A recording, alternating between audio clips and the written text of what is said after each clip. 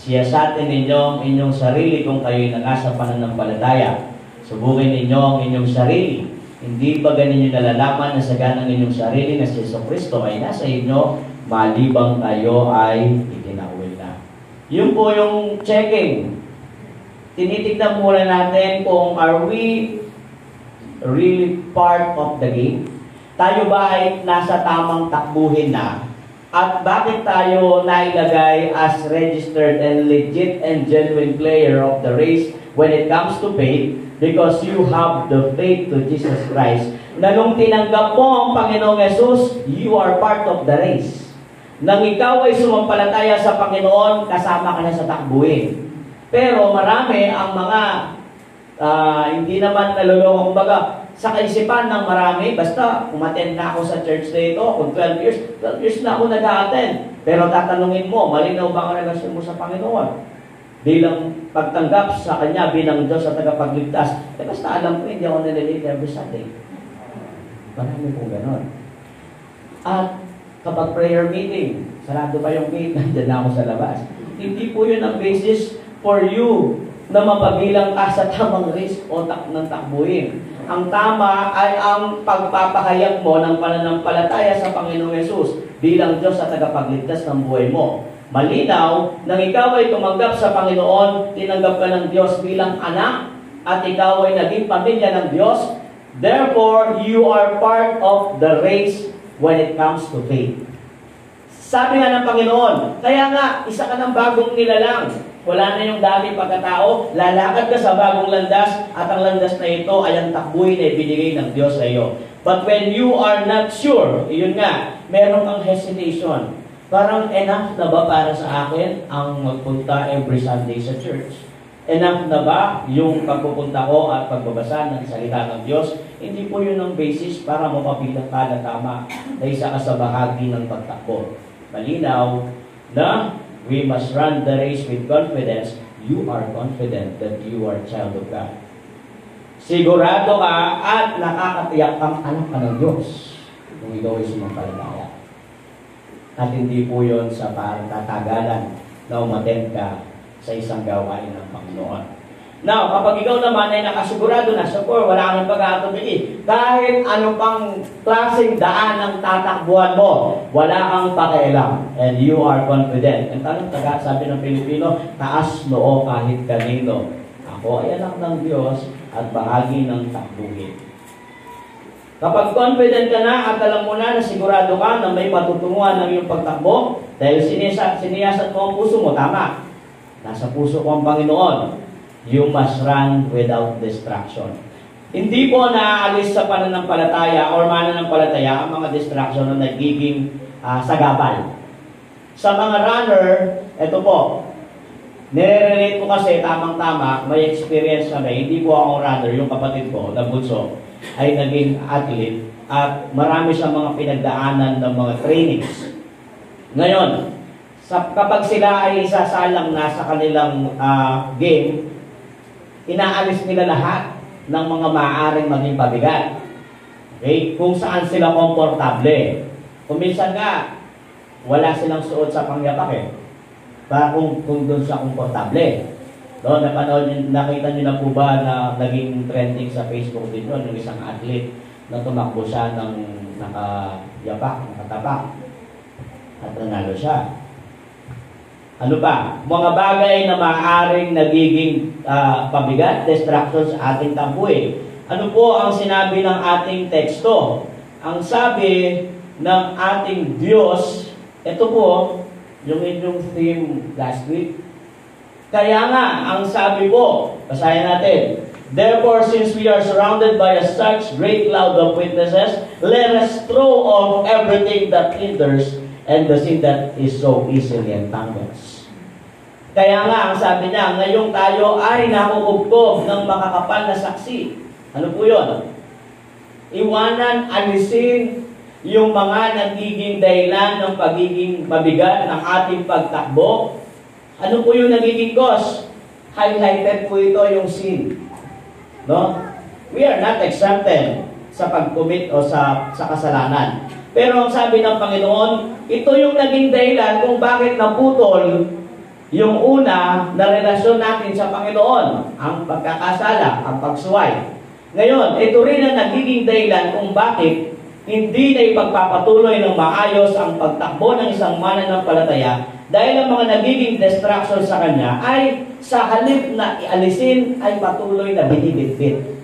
At sa mga player, kailangan alisin yon. Wala kang dala-dala. Kahit isa na maaaring maging cause ng iyong pagkadapa o ng pagkatalo. Sa isang mananampalataya, ang paggawa ng kasalanan o pagpapatuloy sa paggawa ng kasalanan ay nagiging dahilan kung bakit hindi ganon kaayos ang pagtakbo niya sa buhay pananampalataya. Na ano po ang nagiging reason? Sa halip na kinamumuhian ay inaalagaan. Sa halip na kailangang pabayaan, iabandona, pinapakain ba? Kumbaga, ito yung dapat mong pabayaan, pero ito yung minamahal. Pero yung dapat mong bigyan ng pansin, ay yun yung nakapabayaan, which is the spiritual life. Kaya ang nagiging rason, lagi at lagi, napakaraming mga tao na nagpapahayag ng pananampalataya, sabihin na natin mananampalataya, hanggang sa pagputok lang ng warning gun na sila ay nagsimula, pero wala pong nagpatuloy. Bakit? Sa umpisa pa lang, meron ng mga nagiging distraction. At ang mga distraction na iyon, sa halip na iwanan, iwasan, ay yun ang nagiging, ang ginagawa is lalong nilalapitan at minamahal. Okay. Ano ang nagiging bunga nun? Nagiging, mabagal ang pag-usad ng pagtakbo ng isang mananampalataya.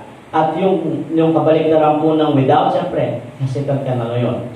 Talaga bang ako pa rin ay kasama? Minsan yung nagiging dahilan ni Satanas o ginagawa ni Satanas para sa atin to doubt the promise of God.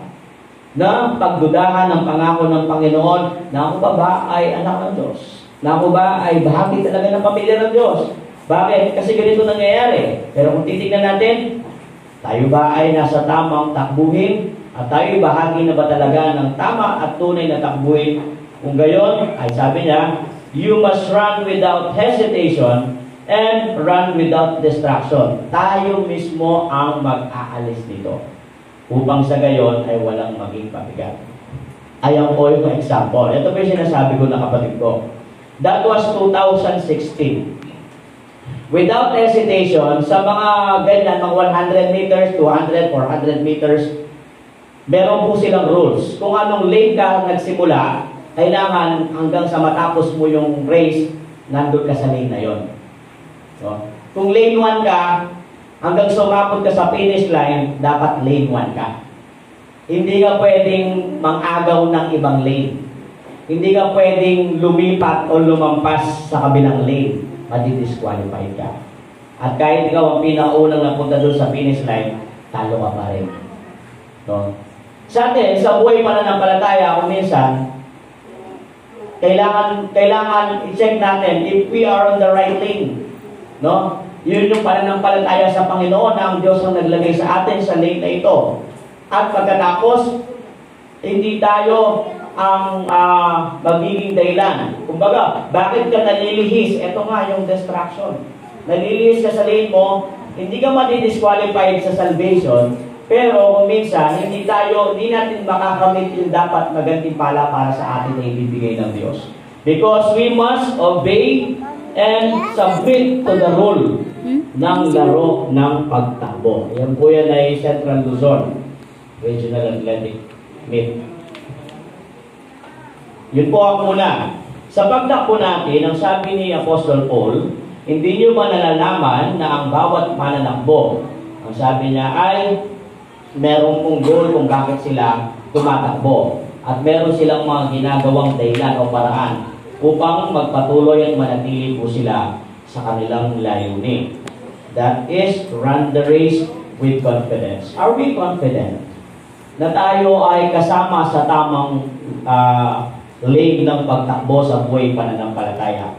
At kung confident tayo, wala pong hesitation, hindi ka natatakot dahil alam mong meron ka ng relasyon sa Panginoon. At dahil alam mo yan, maging malinaw sa iyo na ito pala yung mga nagiging dahilan kung bakit bumabagal. No? Bakit hindi umuusad? Get out of these distractions. Pangalawa, you must run the race with obedience. Eto naman, kung minsan may mga players na matigas ang ulo, okay, hindi nakikinig sa coach, hindi nakikinig sa mga advice, sa mga dapat gawin, ang nangyayari, ayun, napakabayaan at hindi po nakukuha yung goal na ma-achieve ang first place. Dalawa din, run the race with obedience is running with direction, and number 2 is running with submission. If the players dito sa mundo ay meron pong mga coach at mga nagtuturo sa kanila, we also have the head coach, which is Jesus Christ. At sa ating pagtakbo, siya lang ang ating pakikinggan. Siya lang ang ating tinitignan. Yan po yung topic, no? Na tignan natin ang Panginoong Yesus, diba? The author of our salvation. Kaya naging example po siya. In running the race with obedience is running with direction. Of course, may direksyon ng iyong ginagawa. It is having the discipline as a believer or as a player of the race. Yung kung ating pinaka-teksto ang nagsasabi sa atin, like Apostle Paul, ang ginagawa ko, ang sabi niya, nakikipaglaban ako. Alam ko ang aking ginagawa. Ginagawa nila, kung anong ginagawa ng mga player, eto naman ang ginagawa ko. Tumatakbo ako sa ganitong paraan na hindi gaya nagsasapalaran. Alam ko na hindi nasasayang. Kung ako'y boxer, sumusuntok ako hindi sa hangin, kundi alam ko na merong tatamaan sa aking pagsuntok. Ibig sabihin, kung basketball yan, isushoot mo yan. Para sa points, para sa inyo, hindi sa kabila. No? Ano ba? Inahampas ko ang aking katawan at aking sinusupin. This is the discipline. Marami ng mga mananampalataya na basta you are part of the game, bahala ka na. No, ano po disiplina? Pagdidisiplina sa ating sarili upang sa gayon ay matuto tayo first sa pakikinig sa Panginoong Jesucristo, our Master, our Lord. Kasi kung hindi tayo matututong makinig sa Kanya, hindi rin tayo matututong sumunod sa Kanya. Ang tamang player ng isang laro ay natututong makinig sa payo ng coach in order for them to make the goal. Ang tamang ugali o karakter, attitude ng isang mananampalataya na sa tamang takbuhin sa pananampalataya ay natututong makinig sa Panginoon. Which is, ito po yung salita niya. Hindi lang sa salita, kundi may gagamitin ng Diyos, may ginagamit ng Diyos na mga kapatid sa pananampalataya, mga leader sa ating iglesia, na ito ay paraan ng Diyos upang tayo ay turuan. Ngunit kung hindi po tayo matututong makinig, hindi natin matututunan ang magpasakop sa Panginoon. At ang disiplina ay tayo mismo ang gagawa. Sabi ko nga kanina, you must run without distraction. Ibig sabihin, get out of this distraction. Paano? Tingnan mo ang mga bagay na maaaring nagiging dahilan ng iyong pagbagal sa pag-usap. Tingnan natin yung mga nagiging cause. Ang tawag po doon, indicators.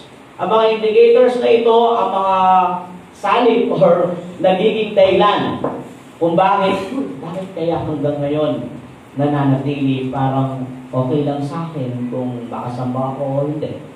Bakit kaya hanggang ngayon ay okay lang din sa akin kung makapagbasa ng salita ng Diyos o hindi? At bakit hanggang ngayon parang okay pa rin sa akin kahit gumawa ako ng mga mali or kasalanan sa harapan ng Diyos? Yun po yung mga tinitignan natin. Bakit? Ang pagdidisiplina ay nanggagaling sa ating sarili kung paano natin, number 1, ipa-prioritize ang mga dapat i-prioritize. Siyempre, alam po natin na tayo mananampalataya at anak ng Diyos. Ang sabi ng Panginoon, lagi at lagi, we must consider first ang para sa Panginoon. At ang mga bagay na makapagbibigay kaluguran sa Diyos. And because of that, if we will learn on how to listen to our Master, we must run with submission. Sabi po ito, it's not about what you want. It's about what God wants. It's not about our rules or His rules and not your rules and His ways and not your ways. Sa pagsubmission, kinikilala natin na tayo ay tumatakbo para sa Panginoon. Not to ourselves, not for others, but for the Lord. Paano po tayo matututong magpasakop sa Panginoon? Sa pagkilala po sa Kanyang mga salita, sa pakikinig sa Kanyang mga salita, and of course, sa paggawa sa buhay natin ng Kanyang mga salita. Sabi po, ang sabi ni Apostle Paul sa Efeso 6:7-8, rendering service with the goodwill as the Lord and not to the man, knowing that whatever good anyone does, he will receive back from the Lord, whether he is slave or free.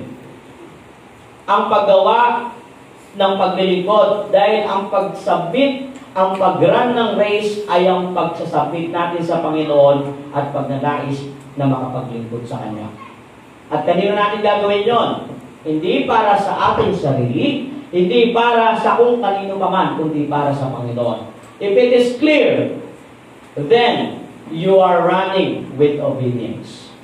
Hindi yung Panginoon dapat ganito muna. Para katulad din po siya ng run without condition. Bakit? Nung inibig ka ng Diyos ay walang kondisyon. Hindi niya sinabi kapag sobrang bait na ng taong to, doon ko siya bibigyan ng kaligtasan. Hindi niya sinabi na kapag mayaman na ang taong to, doon ko siya bibigyan ng buhay na walang hanggan. Hindi po. Kasi alam ng Diyos na hindi natin kayang gawin. Kaya, minahal tayo ng Diyos kung panahon na tayo ay hindi kayo ibibig. At wala siyang kondisyon upang sa gayon ay makamit natin ang kanyang pag-ibig sa atin na buhay na walang hanggan. Therefore, who are we to ask condition sa Panginoon? Ang Panginoon ay mapagbiyaya at hindi po madamot. Kumbaga, kapag meron tayong mga ninanais, Lord, if you will do this, then I will do this. Yun nga po yung sarili natin na nasusunod. At nakadepende tayo sa mga bagay na nakikita natin. Pero ang running with submission and obedience is thy will be done. At kung ano po ang nakakalugod sa Panginoon. So yun po ang run the race with obedience sa Panginoon. At siyempre, kapag meron ka ng submission sa Panginoon, the rest will follow. Hindi na mabigat gawin ang mga bagay na para sa atin ay napakabigat. Dahil alam natin na meron tayong takot at tunay na pananampalataya sa Panginoon. May picture na naman dyan. Ito Pagkatapos ng Laraa, ito naman po yung Batang Pinoy. Ang Batang Pinoy, below 17, yan, national po yan. Siya po ay lumahok sa Bigan, Ilocos. Okay. Siya yung mga kasama nila mga players. Ano pong ibig sabihin? These athletes has their own dietitian, nutritionist, lahat. Parang simple lang, no? Kumakain lang sila ng mungko, tinitignan ko kung ilang calories ba, ilang ganun ba. Kailangan nilang sundin. Kailangan nilang kainin ang dapat nilang kainin. Kailangan nilang sumunod sa mga rules, sa mga disiplina. Dahil kung hindi sila sumunod, wala po sila sa place na yon, sa lugar na yon. Ibig sabihin tayo, na mga mananampalataya, God is always giving us the rules to follow. God is always giving us the promises to keep na magiging inspiration natin upang sumunod sa Panginoon. Pero kung minsan dahil hindi natin pinakikinggan, hindi po tayo natututong makinig, hindi tayo natututong magpasakop, at hindi po